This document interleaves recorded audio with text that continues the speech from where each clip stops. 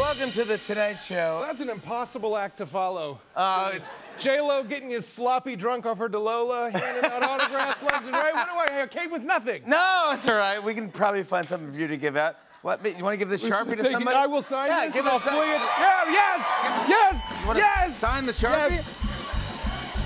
He's signing the Sharpie. He's signing the Sharpie. And giving the Yes! Who wants the Sharpie? Yeah! There you go. That's fantastic. Nice catch, bud. See, there you go. Catch. See, you can top that. You can top that. Look at him fight for it. But the cameras don't show you. Come on. Bud. Oh, thanks, man. You just got a signed Sharpie from Reacher. Yeah, come on. Sloppy signature. That was a tough. Alan, can we talk about Reacher, by the way? I know you have your film Ordinary Angels. Yeah. That's what you're here for. But Reacher, as you're filming season 3 right now. We are almost, we're nearing completion of season 3. Yes. Yeah. It's been, thank you. It's a runaway hit. It is a smash hit. It's been a big success. It was, it's a really hard fought win though, this one. It was. This was not an easy get. I was never supposed to be Reacher. Really? Big asterisk by this role for me. So I feel lucky. So you had to audition and you had to audition and they were auditioning, they wanted the exact specifications. He's 6'5", I'm 6'3". I'm automatically out. But I fought for this. I fought for this. So before season 1, usually there's an audition process. You go in 1 or 2 times. If you're lucky, you screen test. But this was during COVID. So there was ample opportunity to just where was I gonna be? On a film, I'm in my basement. Yeah. So was the rest of the world. So was the rest of the world. So they go, we're gonna read you one more time. It's pretty good. An exec at Skydance or Amazon wants to see you. So I'm like, okay, I'll do it again. So I show up ready. But I was cheating because I had this great setup in my house. I had an amazing camera, like a film camera, lights. I was micing myself up. I was doing the whole thing. You had everything. I was cheating. Yeah. Yeah, you have to. You got to. You really want it. You're competing against the world's finest actors. Yes. This part. So I get near the end. We're screen testing for this thing. This is the most crucial step. And I mic myself up, do my little little pat myself. Right? Yeah, of course. We get in there and I do a scene. And it went really well. I made no mistakes. It was solid. And Don Granger of Skydance, been Tom Cruise's partner for a long time. Guy's a legend. He goes, yeah, that was a little distracting. Did you guys hear it sounded like drums or something? And Nick Santora, the showrunner, was like, yeah, it almost sounded like a heartbeat to me. It was all I could hear. We need to do it again. And I was like, oh my God. They go, are you wearing a microphone? You were that I was like, oh my God, I was that nervous. My heart was pounding so hard. It distracted the entire screen test. So I go, no. I go, no. I'm not wearing I go, no. And I snuck off camera like this, and I ripped the microphone off. And I went back in, and none the wiser, and I ended up with the part, so I got lucky. But almost lost it. You're good. Yeah. And here we are, season 3. You're so good at it. You're so. Oh, thank you. It's fantastic. So, do you ever feel like you're Reacher in real life, though? Do you go out and you're like? He and I have a lot of similarity. I mean, if you've ever been to dinner with me, you see that I eat like a tired ox. I've actually had people in other countries. I've filmed in South Africa, and I go I'll just have 4 entrees. No, we're not going to bring you that many entrees. Really? Yeah, no, we don't do that here. I'll eat my food. I eat a lot, right? Reacher eats a lot. But I also love justice. I'm who doesn't? Yeah. I'm not going to wait for the clumsy, fickle justice system to take care of things for us. I'll do it myself. Yeah, wow. So I'm on a date. I'm on a date with my wife. Okay. Kat. We're in Old Montreal shooting a show, and we got all dressed up, walking down the cobblestone streets. It's dusk. It's beautiful outside. And she sees feet dangling out of a window, and she goes, I think somebody's breaking into that car.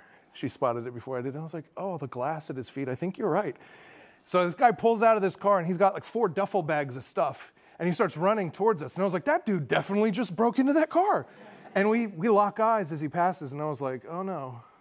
He's definitely like an Acme villain, and I'm going to have to do something about this. And she looks in my eyes, and she goes, we're on a date. I go, please, I have to do this. She goes, please don't do this. I'm going to go. So I took off, and I started chasing this dude. And by the time he got past us, he was scooting pretty good. He turned a corner, so he took a left. I took a left. I see him at the end of the street. I'm like, I'm going to hunt this dude down. So he takes another left. I come around the corner, and the dude, David Copperfield, he's gone. Yeah. And there was not that much time. I made up some ground. He's gone.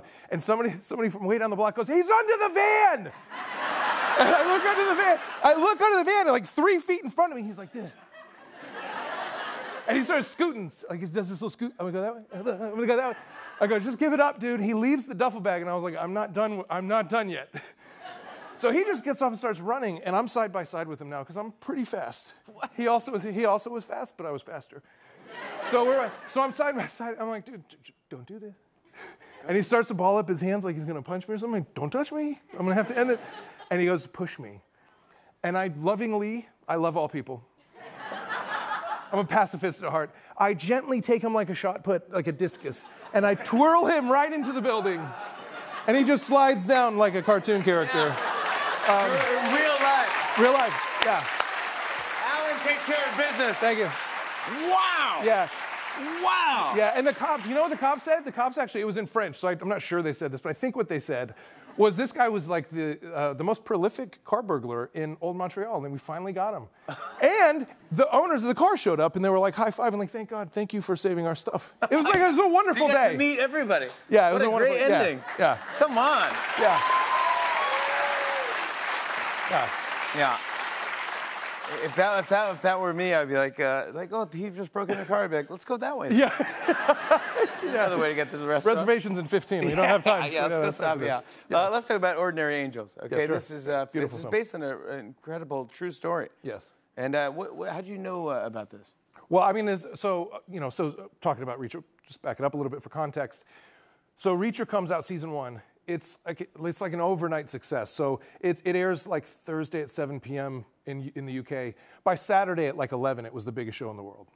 So by Monday, I had like 40 offers for the biggest action movies in the world.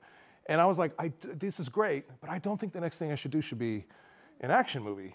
And so this lovely little film lands on my desk, Ordinary Angels, and I couldn't believe that this was a true story. It's a heartbreaking story about a father who loses his wife to a rare genetic disorder and then loses his daughter, and then his other daughter comes down with it. And he fights tooth and nail, including nature, to get her to a kidney transplant in time to save her life. And so that's where the movie picks up. And I said, I have to do this. And I go meet with the director who did a phenomenal job. And the first thing he says to me when we sit down is, you're definitely not who I had in mind for this part. I've heard this before, yeah. I was like, what do you want, 6'5"? Yeah, totally. I can do small and frail. Just watch. And I go, I too would not cast myself for this part because the real Ed Schmidt was rail thin. He was gaunt. He had no resources, not well fed. He was a roofer, very blue collar. And he didn't look like he could punch his way out of a blizzard. You're waiting for like a Marvel character to step into this movie. But I have 3 kids. I know what it would be like to, the pain of losing them and how far you'd go to save one of your kids. And I can bring that to the part. And I begged for it. And luckily I got it. And Hilary Swank is in the movie. She's brilliant. It's beautiful. Yeah, thank you very much. It's a beautiful film. Bring your tissues. All true. And it will inspire you. It will give us hope in humanity again. And it's a call to action to dive into your community and just help. Broken toys and all, just to help wherever you can. So, I want to show. That's great, buddy. Thank you. I want to show everyone a clip. Here's Alan Ritchson in Ordinary Angels. Take a look at this. The donor liver's only viable for 6 hours. But look, I've had patients who have missed that window because they couldn't get a flight, so I would recommend that you arrange to have a plane stand by. Wait, are you telling me we need a plane now? Well, I would recommend that like what, like a private plane? Look, is that where you... I know this is a lot to take in. A private plane. How exactly do you recommend we get a plane, Doc? No, tell me. Ma, how do we do that? How do we arrange a plane? We'll figure it out. We will. Ed, I'll get you a plane, I promise. You'll get a plane. Private plane. I will. True story. Alan Ritchson, everybody. Ordinary Angels is in theaters February 23rd. Very good, man. We'll be right back with a performance from Gary Clark Jr. Stick around. Hey, hey.